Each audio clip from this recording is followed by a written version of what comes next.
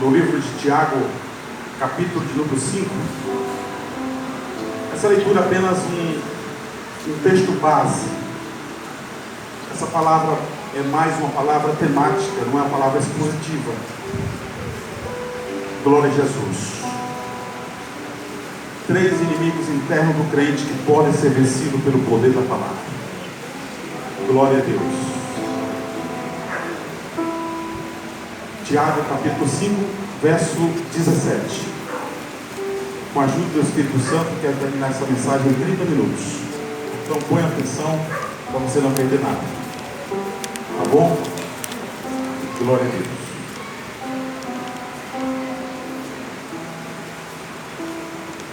Antes de fazer a leitura, quero fazer menção do culto de quarta-feira. Foi uma bênção, uma bênção. Deus falou poderosamente através das irmãs que assumiram este púlpito. E os louvores e as mensagens se casaram perfeitamente. Eu fiquei refletindo nas mensagens que eu vi, as irmãs que trouxeram sua salvação. E a irmã dela falou sobre Elias, que se colocou debaixo do zimbro ali, meio desanimado, e Deus o alimentou. Depois a irmã Rosana falou a respeito de José, o sonho de José. E aí uma coisa que eu caso com a outra, ou compondo as duas mensagens, como é interessante, que em um dado momento a irmã Rosana disse que Deus, ele nos mostra o seu projeto, propósito, ele nos dá uma visão, mas ele não fala do processo.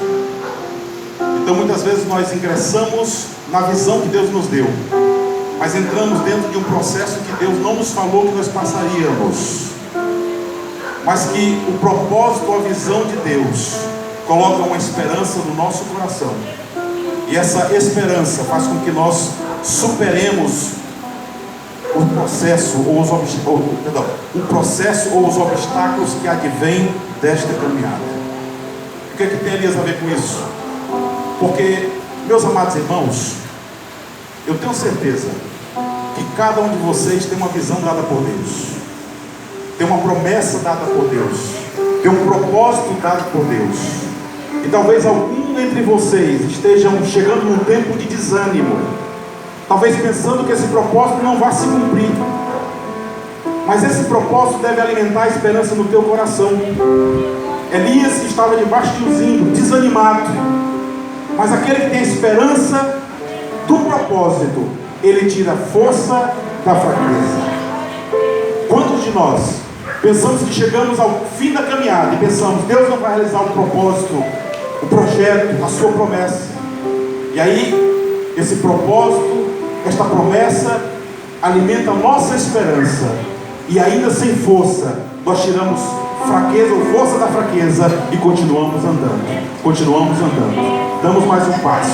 Ah, Senhor, estou esgotado, já não posso mais, mas há uma esperança no coração, porque sabe que aquele que prometeu é fiel para cumprir. Levanta o pé, dá mais um passo, caminha mais um pouco, é tirando força da fraqueza. Aleluia. É isso que faz a esperança no coração do crente. Por isso nós não podemos deixar morrer a esperança. E o que é a esperança, pastor? É a certeza, é a convicção pela fé de que Deus irá cumprir a promessa que Ele te fez. Tem pessoas aqui esperando há tempo o cumprimento de uma promessa. Essa promessa ainda não se cumpriu. Mas eu quero te dizer nesta noite, não desanime, não fique caído, te levante, alimenta a tua esperança. Deus vai cumprir com esta promessa, Ele vai te surpreender. É quando você menos espera, aleluia, Deus vai cumprir com esta promessa que Ele fez na tua vida. Tiago capítulo 5, verso 17, diz assim: Elias era homem sujeito às mesmas paixões que nós, e orando pediu que não chovesse, e por 3 anos e 6 meses não choveu sobre a terra. Meus amados irmãos, o contexto desta palavra de Tiago é a oração. O que Tiago está falando aqui é que Deus, Ele ouve a homens comuns e responde às suas orações. Mas o que me chama a atenção, e é isso que eu gostaria de utilizar nesta noite, é a primeira parte desse texto, deste verso, que diz: Elias era homem sujeito às mesmas paixões que nós. Existem vários inimigos internos do homem, do crente, do ser humano. Mas eu gostaria, nesta noite, de tratar apenas de 3 inimigos que normalmente nos paralisa, nos desabilita, fragiliza, mas que pode ser vencido pelo poder da palavra. Eu estou dizendo para a amada igreja que não existe apenas 3 inimigos internos do homem. Existem muitos amigos internos do homem, presbiterianos. Mas nesta noite eu gostaria de tratar apenas de 3. Ah, pastor, eu sei quais são os 3 inimigos do crente. É o diabo, é o mundo e a carne. É verdade, esses são 3 inimigos do homem. Mas desses 3, 2 são externos, apenas um é interno. O inimigo ele é externo. O mundo ou o sistema é externo. Apenas a carne, a natureza carnal é interna. Então não é disso que eu vou estar falando. Eu vou estar falando de outros 3 inimigos internos que normalmente desabilita, fragiliza, paralisa o crente, ou qualquer homem. Mas o crente que tem conhecimento da palavra do Senhor, ele tem poder para superar esses 3 inimigos. Meus amados irmãos, normalmente quando nós pensamos em Elias, nós lembramos dos seus grandes feitos. Quando nós pensamos em Elias, nós nos recordamos da palavra que Elias liberou sobre Israel e fez com que o céu reteve a chuva, ou retivesse a chuva e o orvalho. Quando nós pensamos em Elias, nós pensamos no seu desafio com 450 profetas de Baal. Quando nós pensamos em Elias, irmão Zé, nós pensamos naquele homem que subiu carro de fogo no redemoinho. Nós lembramos de Elias, um homem de Deus. Mas Tiago não nos deixa esquecer, meus amados irmãos, que apesar de todos esses defeitos ou esses feitos de Elias, ele era um homem sujeito às mesmas paixões que nós. Com essa expressão, quando Tiago diz que Elias era um homem sujeito às mesmas paixões que nós, Tiago está dizendo que ele era um homem comum, ou seja, ele estava sujeito às mesmas dificuldades que eu e você enfrentamos, sujeito aos mesmos inimigos internos que eu e você enfrentamos todos os dias. Nós temos, meus amados irmãos, facilidade e muitas vezes êxito para enfrentar os nossos inimigos externos, mas na maioria das vezes nós fracassamos quando nós enfrentamos os nossos inimigos internos. Nós temos facilidade para enfrentar inimigos externos, mas muitas vezes nós fracassamos quando temos que lidar com os nossos inimigos internos. Uma nação, quando ela é atacada por outra nação, ela se une contra aquela nação. Mas quando o inimigo é de dentro da nação, a nação se divide. Uma família, quando ela é agredida por um agente externo, ela se une contra aquele agente externo. Mas quando o inimigo é dentro da família, a família se divide. 2 irmãos que pelejam a vida toda, quando vem um terceiro de fora agredir um dos irmãos, os 2 se unem para enfrentar aquele inimigo. Mas quando o inimigo é interno, normalmente não se subsiste. Jesus disse que uma nação, uma cidade ou uma família dividida é devastada, não prevalece, não subsiste. E nós, meus amados irmãos, temos essa facilidade, aleluia, de enfrentar alguém que tenta nos agredir. Mais facilidade do que encarar nós mesmos, nossos traumas, nossos medos e nossos anseios. Os irmãos estão entendendo até aqui? Glória a Jesus. Eu, você, nós temos mais facilidade de expelir ou repelir um agressor do que tratar com nós mesmos, com as nossas deficiências, com as nossas debilidades. Normalmente nós fracassamos quando temos que lidar com este inimigo interior. A Bíblia, quando se refere ao diabo, Tiago escreve: resiste a ele e ele fugirá de vós. Mas quando ele trata do inimigo interno, ele diz, Paulo vai escrever para Timóteo: foge. É mais fácil enfrentar um inimigo externo do que enfrentar um inimigo interno. Normalmente nós temos essa dificuldade, porque nós temos mais facilidade de enfrentar um inimigo externo do que um inimigo interno. Elias, meus amados irmãos, ele enfrentou com bravura 450 profetas, mas ele se dobrou diante do medo. Talvez para alguns seja difícil, para algumas pessoas seja difícil admitir isso, mas Elias era um homem sujeito às mesmas paixões que nós. Elias sentiu medo. E o mais lindo da palavra de Deus, meus amados irmãos, que diferente do mito ou da lenda, a palavra do Senhor não descreve homens perfeitos. A palavra de Deus descreve os homens como eles são, seres humanos imperfeitos. Na palavra de Deus existe apenas um que é perfeito: Deus, o Criador de todas as coisas. Todos os grandes personagens da Bíblia, Deus mostra como eles são, com seus acertos e com os seus erros, com suas qualidades e com os seus defeitos. E Elias não era um homem diferente. É muito comum para aqueles que normalmente mistificam tudo, pensar que homens como Elias não estavam sujeitos aos erros e aos fracassos. Mas eu posso dizer para você com toda segurança que o que levou Elias para debaixo daquele símbolo não foi outra coisa senão um inimigo interior, um medo que o assolou, que o fez com que ele desistisse talvez do seu projeto ou do projeto de Deus para a sua vida. Ele pensou: só ficou eu, e essa mulher quer me matar. E a resposta de Deus lá na caverna foi: Elias, não tem só você, tem tantos outros que eu tenho guardado, que não se dobraram. Aleluia, bendito seja o nome do Senhor.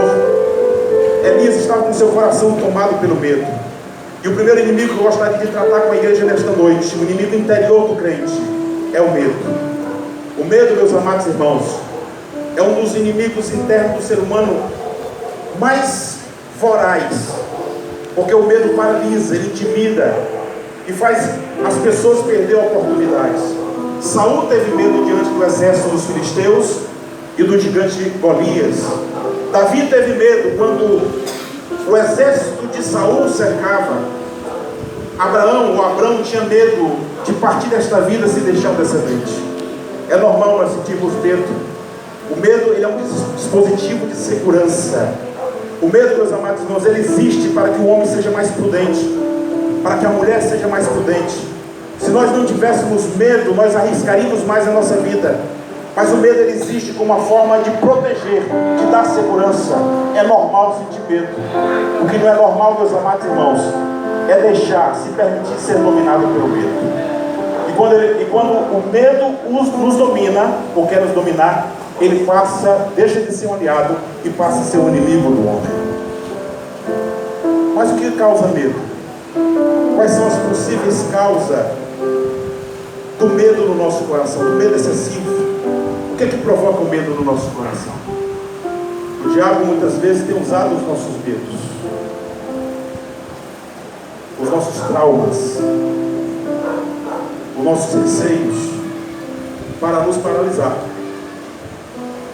Então, tanto quanto Deus, o inimigo nos conhece. O inimigo conhece as nossas fragilidades, ele conhece as nossas deficiências. E quando ele percebe que há medo no nosso coração, ele explora isso para nos paralisar. Quantos crentes estão paralisados, não conseguem avançar por causa do medo? Quantos empreendimentos ficaram parados por causa do medo? Quantos sucessos foram frustrados por causa do medo? Quantas posições deixaram de ser ocupadas por causa do medo? Aleluia! Mas você pode vencer o medo. Você pode vencer esse inimigo interno pelo poder da palavra de Deus. O que causa o medo? Nós sentimos medo, meus amados irmãos, como estando ou quando estamos diante do desconhecido. O desconhecido nos assusta. O desconhecido nos causa medo. Abraão teve que sair da sua comodidade, da zona de conforto. Ele saiu do conhecido para o desconhecido, da casa de seus irmãos para uma terra que ele não conhecia. Nós sentimos medo diante do desconhecido. Quantos aqui já enfrentaram um desconhecido na vida? Quantos aqui têm começado algo novo e isso tem te assustado, porque você não sabe o que virá? O desconhecido nos causa medo. Mas também nós sentimos medo diante das incertezas. Quando a demissão chega e nós não sabemos o que vai ser com os nossos compromissos, com os débitos. Como vou sustentar minha família? quando o desemprego bate a porta, quando chega o aviso prévio, e aí bate no coração o medo, o receio. O que vai ser? O que vai ser da minha família? Como vou sustentar a minha família? As incertezas, quando bate a porta do nosso coração, ela provoca medo. Quando a enfermidade chega e você não sabe se a cura vai chegar, seu coração se enche de medo. Nós sentimos medo diante das incertezas, mas também sentimos medo, amados irmãos, quando estamos diante de grandes desafios. Grandes desafios nos causam medo. Será que aqui alguém nunca sentiu medo diante de um grande desafio? Eu lembro de uma experiência um tanto maluca da minha parte. Às vezes nós somos movidos por desafios. E um dia eu tive o privilégio, a única vez na minha vida, acho que não lembro quanto tempo faz isso, talvez 10 anos ou mais. Eu fui naquele beach park. Quando cheguei lá, tinha um tal de insano. E aí, eram poucos que tinham coragem de ir no insano. E eu disse, sabe uma coisa? Esse negócio me põe medo. Eu vou subir. E aí eu comecei a subir, eles colocaram uma música lá que dizia, você vai morrer, você vai se acabar. Sei que a música ia tocando até em cima. E o meu coração puf, puf, puf, puf, puf. E eu disse, eu vou subir porque eu estou morrendo de medo. Quando chegava lá na ponta, tinha um que era só jogando. Eu disse, misericórdia. Aí eu me joguei naquele negócio. Tem uma hora que você se descola na prancha, você fica em ar livre. Quando chega lá na água, você não sabe se está no Brasil ou no Afeganistão. Quando eu me levantei tentando me arrumar, o coração bateu forte e disse, estou com medo desse negócio. Imagina a testemunha. Vou subir de novo.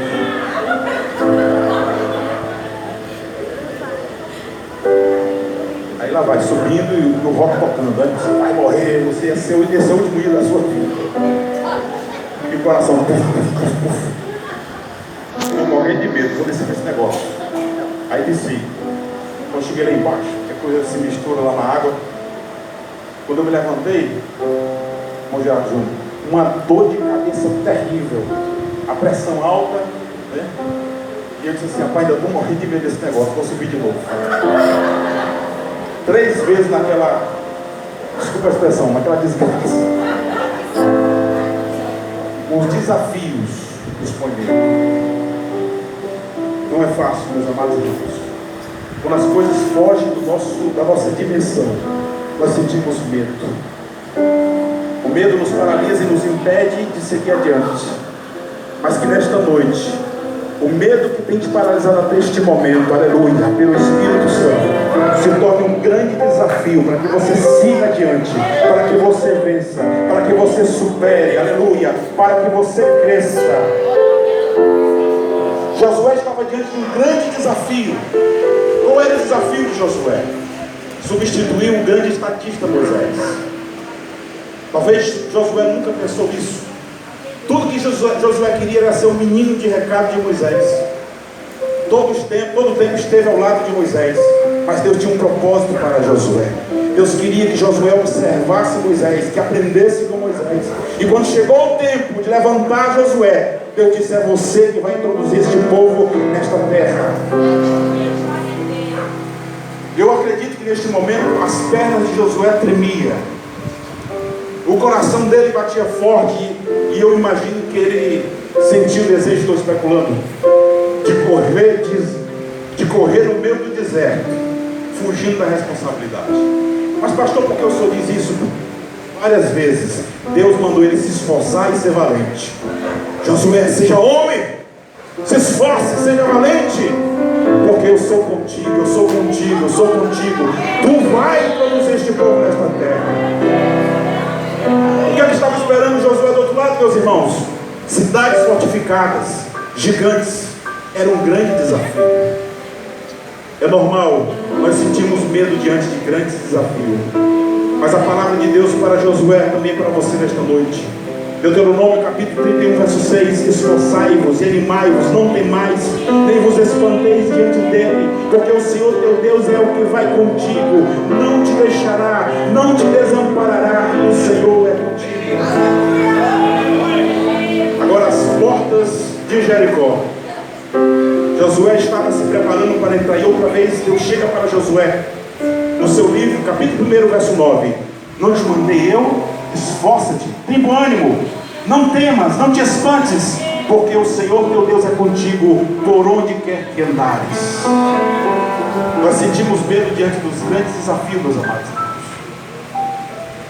Nós sentimos medo diante de perigos reais, mas existe um medo que é o pior de todos os medos. Qual é, pastor? Medo de perigos imaginários. Sentir medo diante de perigos reais é normal, mas tem pessoas que sentem medo de perigos imaginários. Isso normalmente acontece quando nós estamos diante de algo que nos causou algum tipo de trauma. Eu me lembro da irmã Jane, na sua adolescência, ela sofreu um acidente junto com as irmãs dela no carro. E quando chegou a oportunidade de ela aprender a dirigir, ela pediu o grande mestre aqui para ensinar. Na primeira aula ela desistiu.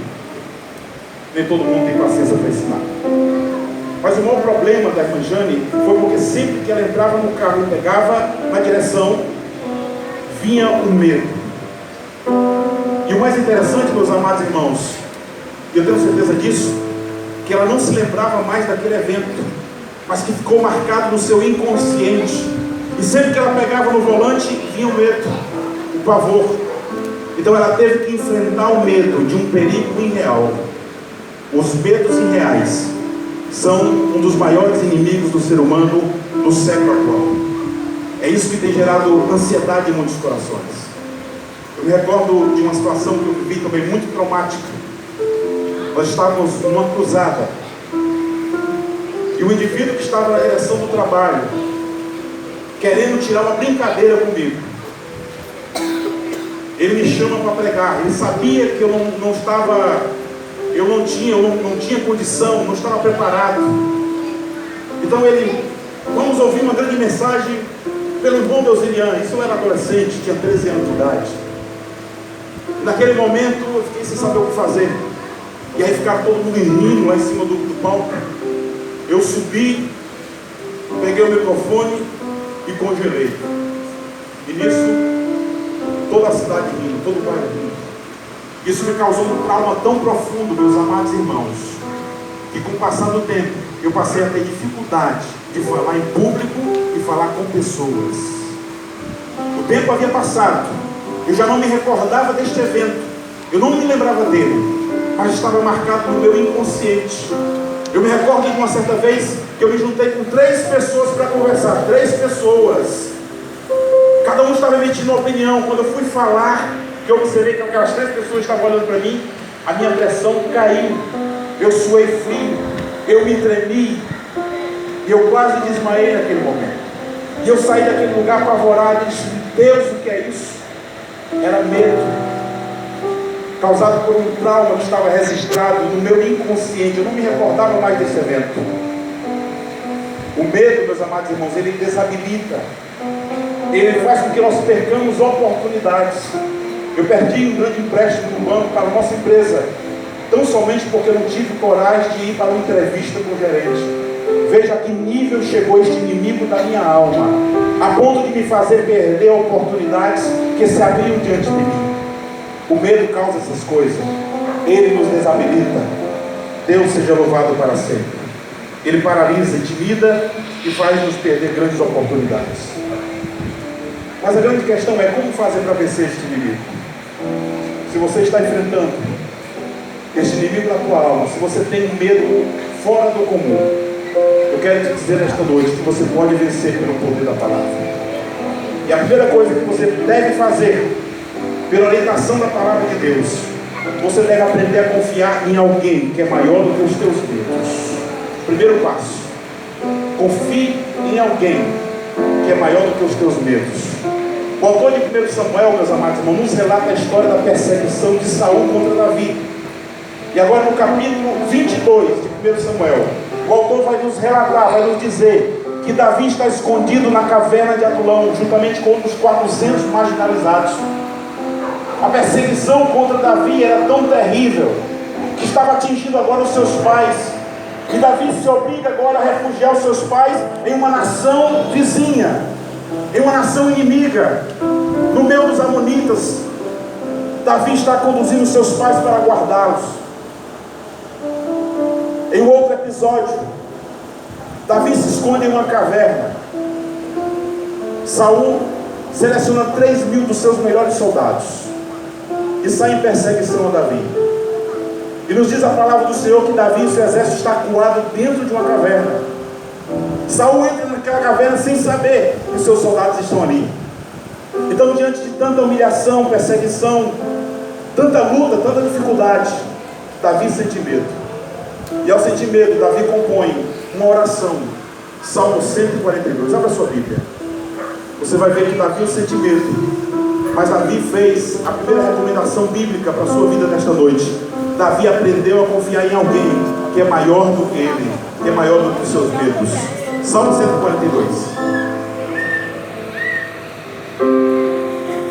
Glória a Jesus.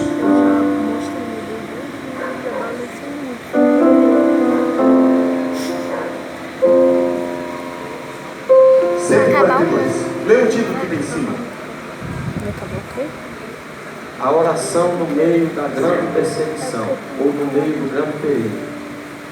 Com a minha voz clamei ao Senhor, com a minha voz ao Senhor supliquei, derramei a minha queixa perante a sua face, expus a minha angústia, quando o meu espírito estava angustiado em mim.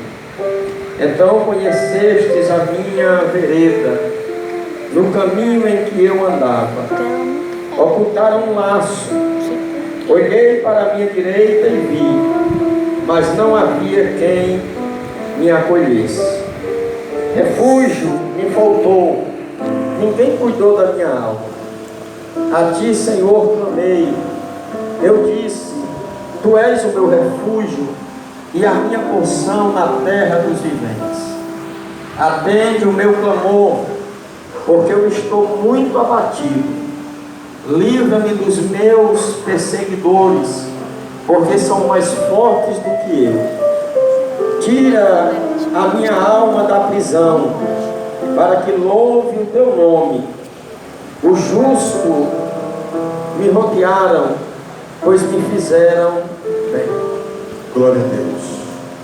Confira na sua Bíblia se está escrito assim: oração que fez quando estava na caverna.